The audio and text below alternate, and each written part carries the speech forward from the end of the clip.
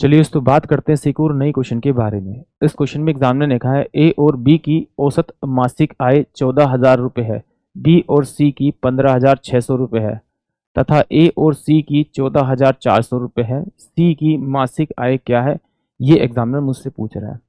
तो देखिए जब भी इस प्रकार का क्वेश्चन आए और एग्जामिनर ने जैसे आप यहाँ पे पूछ रखी है सी की इनकम मासिक आय पूछ रखी है, तो क्या करना है, देखना है कि ऐसे कौन सा पेयर है जिसमें सी की वैल्यू नहीं है, उसको छोड़ दीजिए, बाकी दोनों वैल्यू को आप जोड़ दीजिए। जब इन दोनों को जोड़ेंगे तो आपका समीशन जो आएगा वो आएगा 30,000। अब 30,000 में से जो ए और बी की वैल्यू है उसको आप डायरेक्ट माइनस कर दीजिए। जैसे ही आप इसको माइनस करेंगे तो आपके पास बचेगा आपका 16,000, और 16,000 जो बचेगा वो किसकी बचेगी, वो सी वाले की इनकम बचेगी, इसकी पूछी गई है। यानी कि ऑप्शन ए जो होगा वो इस क्वेश्चन के लिए करेक्ट होगा।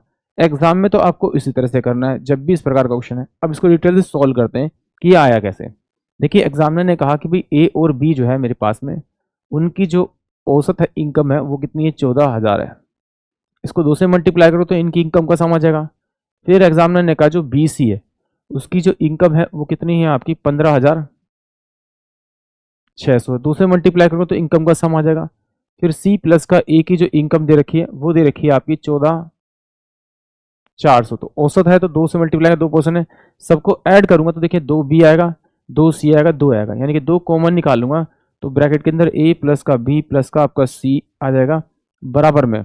यहाँ से मैं 2 कॉमन मैं बाहर रख लेता हूँ इसका और इन सबको जोड़ देता हूँ। जब मैं इनको जोड़ूंगा तो मेरे पास में जीरो जीरो आएगा, ये आपका 6 4 10, ये जीरो आ जाएगा, और ये आ जाएगा आपका 15 दूनी 30, 30 34, और ये हो जाएगा 44।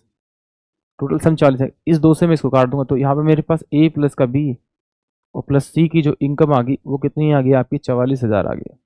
एग्जामिनर ने मुझसे पूछा है किसकी इनकम पूछा है, मुझसे सी की पूछा हुआ है।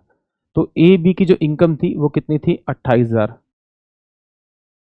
तो अगर इसमें से मैं ए बी की इनकम यानी माइनस कर दूंगा आपका 28,000, तो मेरे पास जो वैल्यू बचेगी वो सी की बचेगी। तो ये कितना होगा, 1 2 3 और 8 से 14 यानी 16,000। यानी कि ऑप्शन जो ए होगा वो इस क्वेश्चन के लिए करेक्ट होगा। आई होप आप सभी को क्वेश्चन समझ में आया होगा।